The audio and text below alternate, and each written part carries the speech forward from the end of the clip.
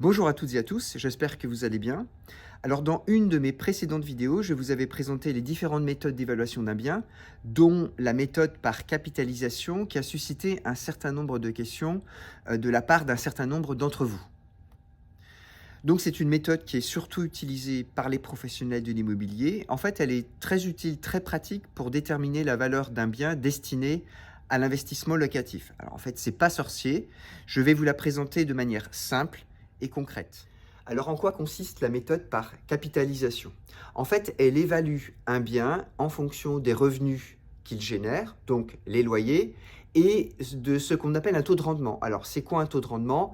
Un taux de rendement, d'abord, c'est une valeur qui est exprimée en pourcentage, et pour dire les choses simplement, ça correspondrait au taux d'intérêt que vous octroie votre banque lorsque vous placez votre argent chez elle.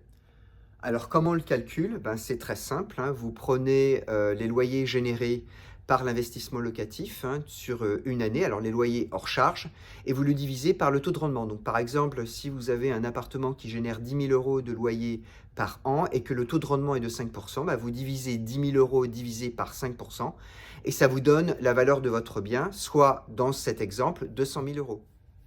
Après, vous allez me demander, mais quel taux choisir ou comment le déterminer? Et là, ça se corse, parce qu'en fait, il dépend d'une multitude de facteurs, comme l'emplacement du bien, son état général, s'il y a une demande importante locative dans la zone où il est situé, si le risque d'inoccupation est important, selon qu'il s'agit d'un appartement, d'une maison et d'une multitude d'autres facteurs. Donc, ce qui est important de comprendre, c'est que le taux de rendement est inversement proportionnel à la valeur de votre bien. Alors, je sais que c'est contre-intuitif, mais plus le taux choisi est faible, plus la valeur de votre bien est élevée.